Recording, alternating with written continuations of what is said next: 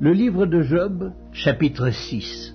Job prit la parole et dit : Oh, s'il était possible de peser ma douleur, et si toutes mes calamités étaient sur la balance, elles seraient plus pesantes que le sable de la mer. Voilà pourquoi mes paroles vont jusqu'à la folie. Car les flèches du Tout-Puissant m'ont percé, et mon âme en suce le venin. Les terreurs de Dieu se rangent en bataille contre moi. L'âne sauvage crie-t-il auprès de l'herbe tendre? Le bœuf mugit-il auprès de son fourrage? Peut-on manger ce qui est fade et sans sel? Y a-t-il de la saveur dans le blanc d'un œuf?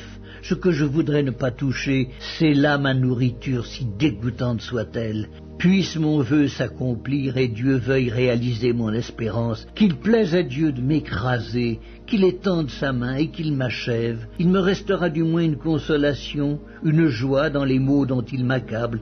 Jamais je n'ai transgressé les ordres du Saint. Pourquoi espérer quand je n'ai plus de force? Pourquoi attendre quand ma fin est certaine? Ma force est-elle une force de pierre? Mon corps est-il d'airain? Ne suis-je pas sans ressources et le salut n'est-il pas loin de moi?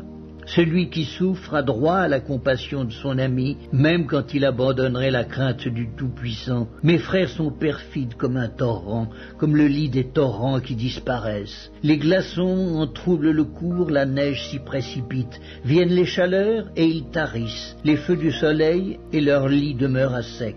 Les caravanes se détournent de leur chemin, s'enfoncent dans le désert et périssent. Les caravanes de Théma fixent le regard, les voyageurs de Séba sont pleins d'espoir. Ils sont honteux d'avoir eu confiance, ils restent confondus quand ils arrivent. Ainsi, vous êtes comme si vous n'existiez pas. Vous voyez mon angoisse et vous en avez horreur. Vous ai-je dit, donnez-moi quelque chose, faites en ma faveur des présents avec vos biens, délivrez-moi de la main de l'ennemi, rachetez-moi de la main des méchants. Instruisez-moi et je me tairai. Faites-moi comprendre en quoi j'ai péché, que les paroles vraies sont persuasives. Mais que prouvent vos remontrances? Voulez-vous donc blâmer ce que j'ai dit et ne voir que du vent dans les discours d'un désespéré? Vous accablez un orphelin, vous persécutez votre ami. Regardez-moi, je vous prie. Vous mentirai-je en face? Revenez, ne soyez pas injuste, revenez et reconnaissez mon innocence. Y a-t-il de l'iniquité sur ma langue et ma bouche ne discerne-t-elle pas le mal?